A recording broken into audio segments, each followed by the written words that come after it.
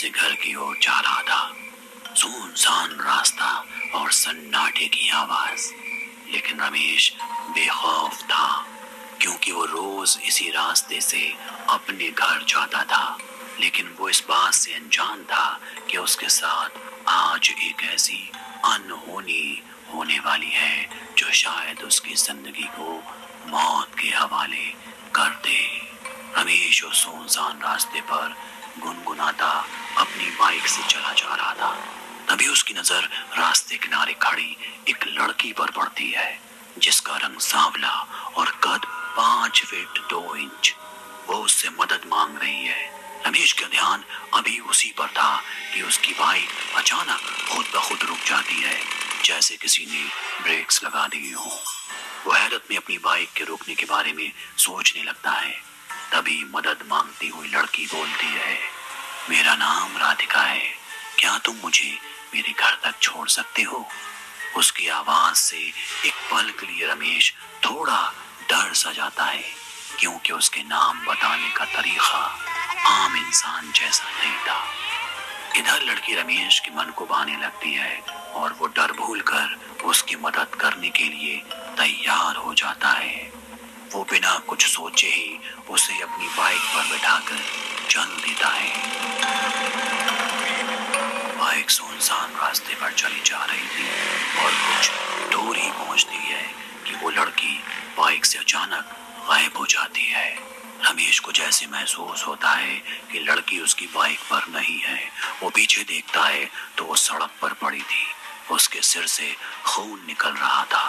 वो बाइक रोककर लड़की के पास पहुंचता है और डॉक्टर के पास चलने को कहता है, लेकिन वो लड़की मना कर देती है और अपने घर चलने के लिए कहती है। अब रमेश मना नहीं कर पाता।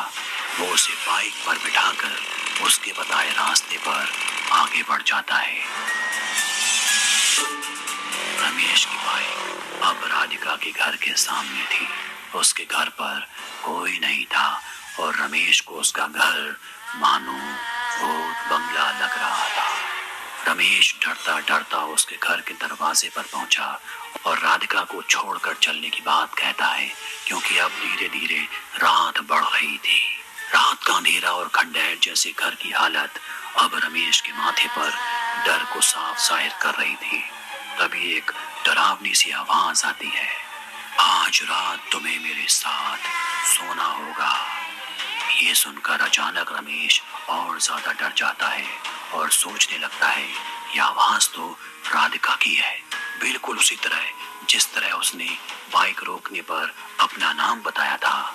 रमेश उस घर से बाहर भागता है और अपनी बाइक स्टार्ट करने की कोशिश करता है, लेकिन घबराहट में उसके हाथ से चाबी गिर जाती है और जब वो चाबी उठाता है तब उसकी बाइक के पास पड़ी एक लाश की उंगली भी उसके हाथ में आ जाती है।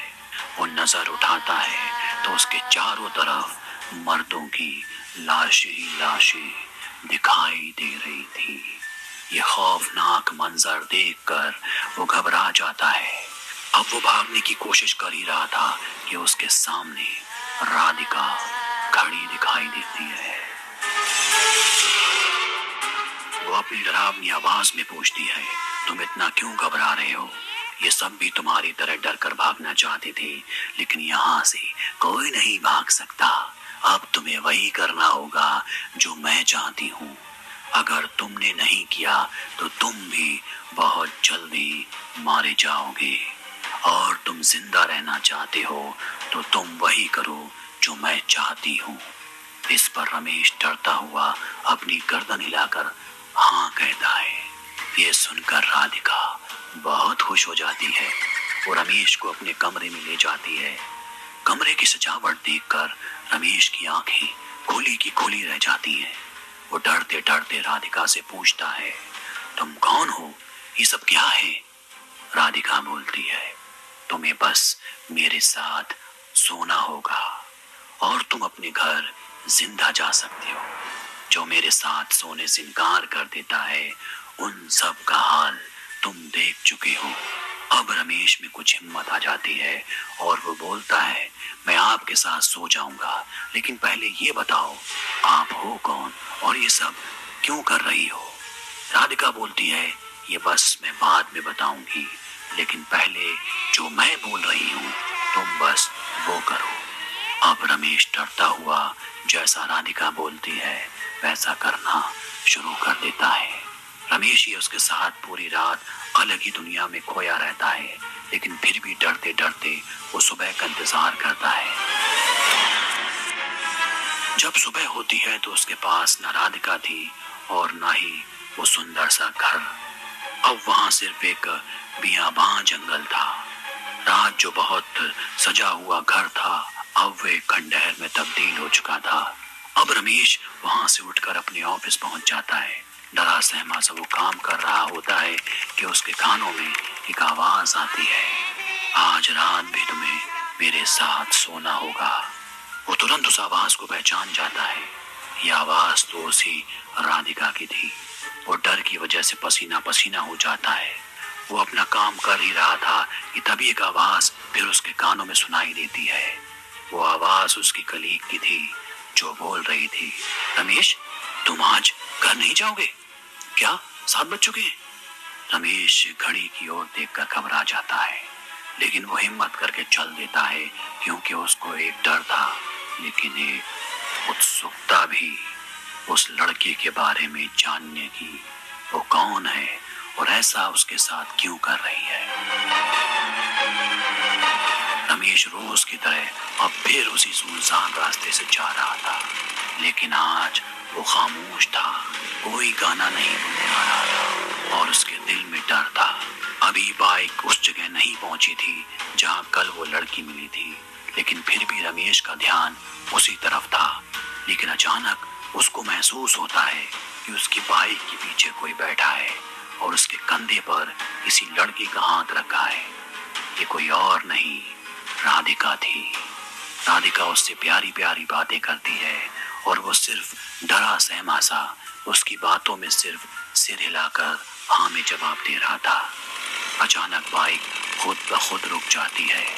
وہ دیکھتا ہے کہ رادھکا کا کھنڈہر جیسا گھر آ چکا ہے۔ رمیش یہ دیکھ کر حیران تھا کہ گھر پھر کل ہی کی طرح سجا ہوا ہے۔ وہ کچھ پوچھ پاتا اتنے میں رادھکا اس کو اسی کمرے میں لے کر چلی جاتی ہے جس کمرے میں وہ پوری رات اس کے ساتھ ایک الگ دنیا میں تھا۔ اب رادھکا کا برتاؤ بالکل بدل جاتا ہے۔ وہ رمیش کے سامنے بوٹ بوٹ کر رونے لگتی ہے۔ رمیش اس کے رونے سے حیران تھا۔ وہ اس کے ہاتھ کو تھام کر پوچھتا ہے، رادھکا بتاؤ آخر بات کیا ہے اور تم ہو کون؟ پھر شروع ہوتی ہے رادھکا کی زندگی کی وہ دردناک کہانی۔ رادھکا بتاتی ہے کہ میرا اصلی نام کویتا ہے، میں پاس کے گاؤں راج پور کی رہنے والی ہوں۔ میں بھی ایک ہنستی کھیلتی لڑکی ہوا کرتی تھی۔ میرے پتا مجھے ڈاکٹر بنانا چاہتے تھے اور اس لیے انہوں نے مجھے شہر پڑھنے کے لیے بھیج دیا۔ قریب 10 سال پہلے دیوالی کے ٹھیک 4 دن پہلے پاپا نے مجھے فون کر کے گاؤں آنے کو کہا تاکہ تیوہار کو سبھی لوگ ساتھ مل کر منا سکیں۔ میں اگلے دن اپنے کالج کو ختم کر کے بس سے گاؤں چل دی۔ رات ہو چکی تھی، بس میں خرابی آ گئی۔ بس والے نے سبھی سواریوں کو اتار دیا اور کسی دوسرے واہن سے اپنی اپنی منزل کو جانے کی صلاح دی۔ میں بھی گاؤں جانے کے لیے کسی واہن کا انتظار کرنے لگی کہ تبھی گاؤں کا ایک لڑکا موہت بائک سے گزرتا ہے۔ وہ مجھے دیکھ کر رک جاتا ہے اور کہتا ہے کہ وہ اسے گاؤں چھوڑ دے گا۔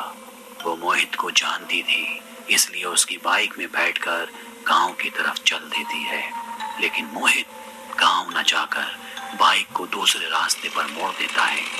جب وہ اس کا کارن پوچھتی ہے تو وہ بولتا ہے کہ اس کے چاچا پاس ہی ایک گھر میں ہیں، ان سے مل کر نکل لیں گے۔ موہت کا بھروسہ کر کے میں اس کے ساتھ اس گھر میں چلی جاتی ہوں۔ موہت کی نیت خراب تھی اور وہ وہاں لے جا کر میرا بلاత్کار کرتا ہے۔ اس کے بعد وہ مجھے گھر میں بند کر کے آگ لگا دیتا ہے۔ میں چیختی ہوں، چلاتی ہوں، لیکن وہاں میری آواز سننے والا کوئی نہیں تھا۔ تب سے میری آتما یہاں سڑک پر گھومتی ہے اور نوجوان لڑکوں سے لفٹ مانگتی ہے۔ لڑکے کی نیت خراب ہوتی ہے میں اسے موت کے گھاٹ اتار دیتی ہوں۔ آج تم زندہ ہو اس کی وجہ یہ ہے کہ تم نے مجھے بری نیت سے نہیں دیکھا۔ یہ کہہ کر رادھکا غائب ہو جاتی ہے۔